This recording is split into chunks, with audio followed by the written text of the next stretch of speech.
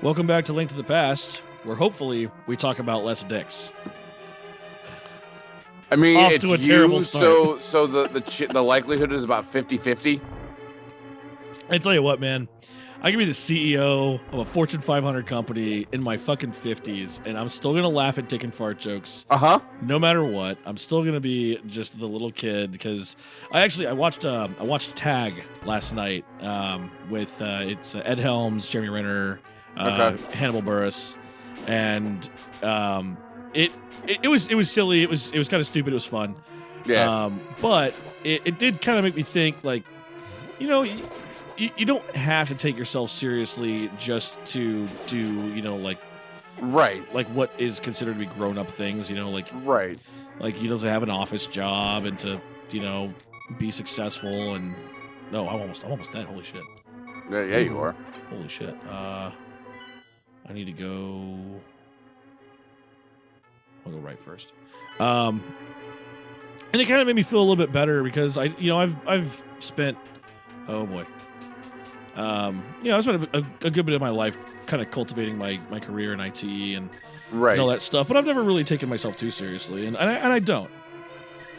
I try not to take myself too seriously because I am 99.9% positive that anybody who has ever met you could never fault you for that. Yeah. You really can't take life too seriously. The thing is, I don't remember what it was. Some movie, you know, and maybe there was a heart right there. I know I've got a fairy, but I'm just like, there was a heart right there. Right. Waste that fucking fairy. Like I said, I don't remember what movie or pop media, whatever it was, but you know, don't take life too seriously. None of us get out alive. Right. And you know, like it's kind of chintzy and cheesy and shit, but it's true, right? Like, right. You know, none of us are gonna get out of here alive. We're all gonna die. You know, we're all gonna deal with struggles unless we get some form, be it, you know, cybernetics or whatever, of immortality later on down the road. And then, you know, there's always the question of, well, I know that one friend of ours is looking forward to the singularity when technology pretty much takes. Okay. Oh, that's right. Oh, good. And you know, when he can be put into you know, just electronics, and his you know, his brain is put into a machine, and it's like, well, is that really you? And he kind of has an interesting outlook on it, that it doesn't matter to him, right, if it's actually him or not. He's only worried about if it matters to everybody else. Right. And I'm like, oh, okay, that's kind of an interesting way to look at it. Yeah. Because we end up kind of devolving into the thought of, like, you know, is there a soul? Is that what we're getting at? Is, do you believe there's a soul? When it's like, well, think of it as the camera that is you, right? Right. Like, you are the camera of your life, of your body, right? You see through your eyes and everything. But if you get your consciousness is an interesting term. But if you were to have all your memories, all your experiences, and all your knowledge dumped into a computer, right? Are you, like, where's your camera? You know, right. What is your camera? Is the computer now you? Is it now indistinguishable from you to everybody else? Is that all you care about, or do you want to have that existence, that consciousness? Yeah. So it's an interesting question to me. Yeah. I'm really hoping that I don't die at this fucking boss, because that'd be really bad. Right. But I mean, hey, look, here we go. The concept of that idea, that's always been, it's kind of a hot button topic, so to speak, of, you know, whether or not immortality in whatever form that it takes should be a thing or not. Right. Well, especially with all these scientists that are working on, so there's this protein in certain animals' blood called telomerase. Okay. And what that does is it affects what's something that's called telomeres, which are little caps on the end of your DNA strands.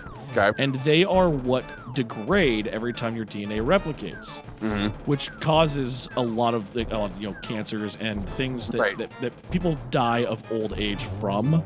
Right. Like, it's what causes degeneration. It's what causes us to start to look older and everything. Well, it's what causes the aging process. Right. There are a bunch of animals that benefit from something called negligible senescence. Senescence being the aging process. They benefit from negligible senescence, which means that over a long enough period of time, they don't noticeably age. Right. Things like certain alligators, I believe. There's a lot of water dwelling animals that benefit from this. I think turtles or tortoises. Turtles. I can never remember which one is water, which one's land. I think turtles are water because there's a desert tortoise. I don't know. Sea turtle, whatever. Turtles are one of them. I mean, you've got the Galapagos, which lives to be about what 200 or 300 years old. There's definitely one that gets posted to, I think, like the mildly interesting subreddits and shit like that. That always gets posted around. It's over 200 years old. Yeah. But there are these animals that pretty much what happens is they will grow and they will feed and they will reproduce until they are acted upon by an outside force. Right. Like they don't die of old age. They have predators possibly. There are predators that will kill them. They might die of disease. Right. But they will not die of old age. Right. So of natural causes, if you will. Natural causes, correct. Yeah. So it's just something interesting. Yeah. And so there's these scientists that have been working on engineering telomerase to work in a human body, or to take the principles by which telomerase works on DNA and apply them to human DNA. Right. And there's interesting implications there. Oh, sure. Because if we take that to the nth degree, like if we take that to where scientists are really trying to take it, right, that's immortality. Yeah. Like you give it to someone once they've hit adulthood, once they've passed adolescence, and that's it. You're 20 for the rest of the you're 20 until someone kills you. Right. Until someone, something, or yourself kills you. Right. So it's an interesting and like I said, like the whole immortality thing it's kind of that hot button topic because a lot of people look at it as like, okay, well, by that point now you're quote unquote playing God. Right. And the ethics behind all that and yada yada. But you take the ethics and you take the quote unquote morality out of the conversation. And just with just look at the possibilities and the things that could come from something along those lines.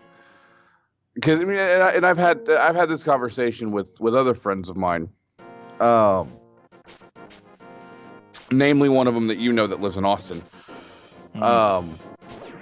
and he has flat out said that he has zero desire to be immortal, and. Right. I'm cool with dying. Like I'm cool with getting old and passing on. See, and this is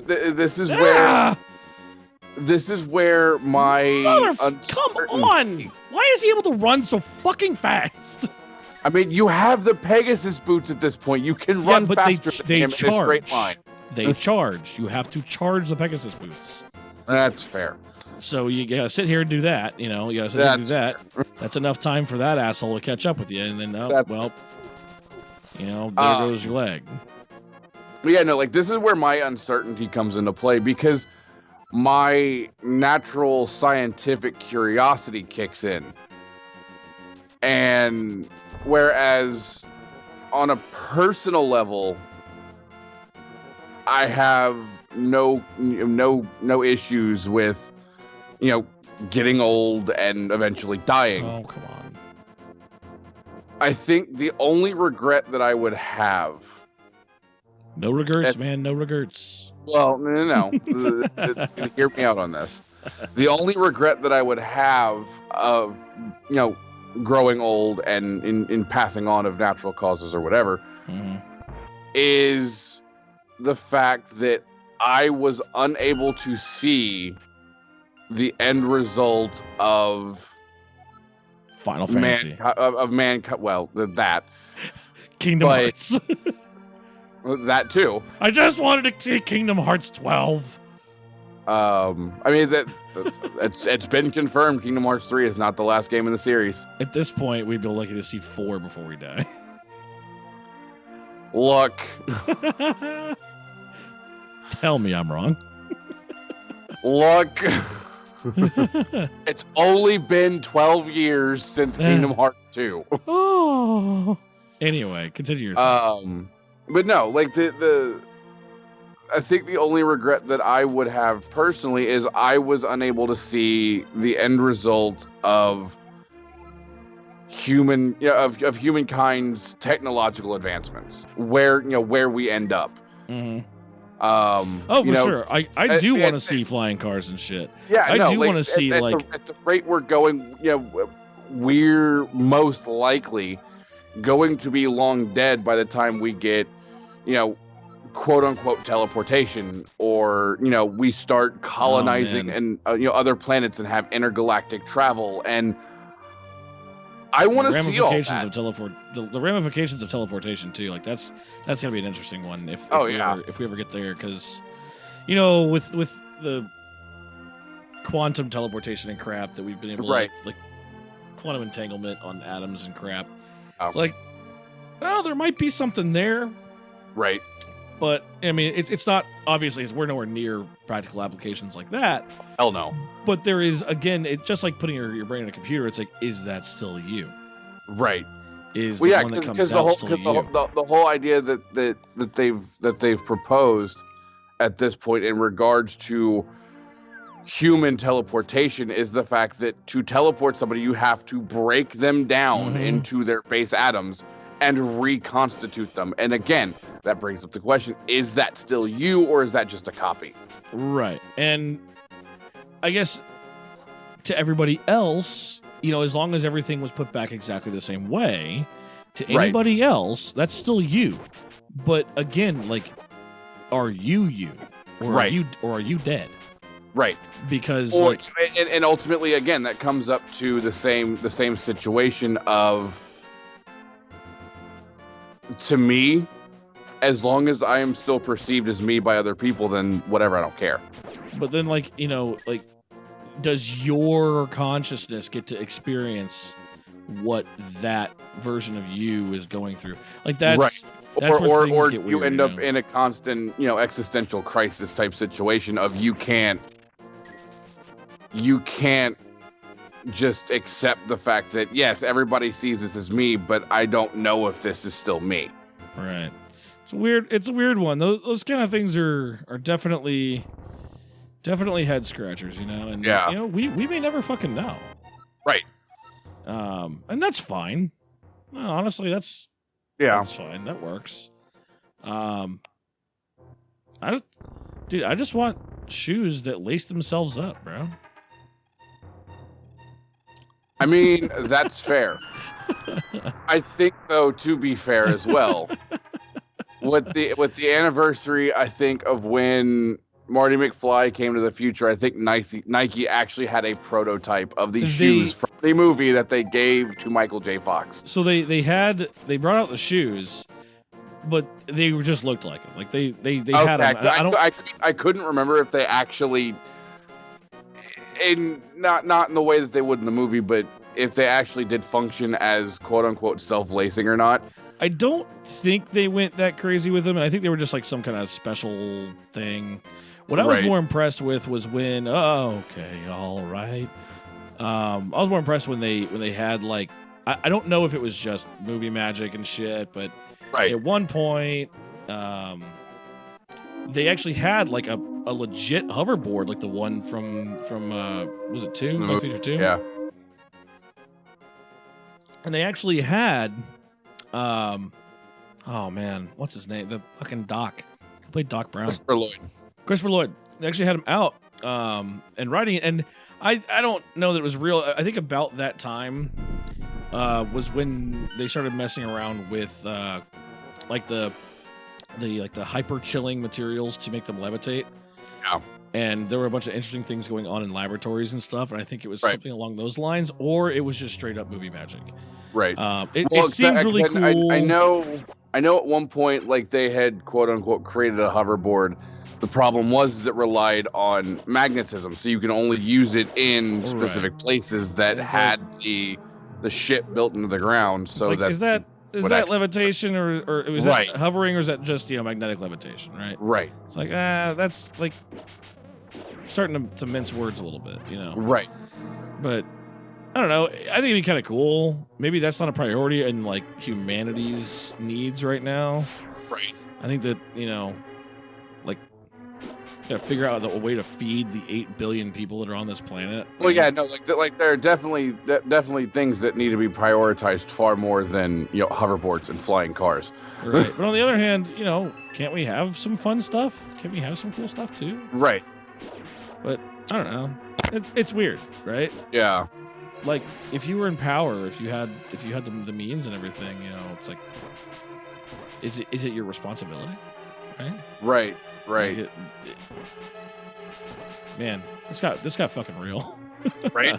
Well, no, and that's that's the interesting thing is, as a species, to continue moving forward, we have to continue to advance, and the point at which we stop advancing as a species is the point that I almost feel like we as the human race, to a certain extent, begins to die out.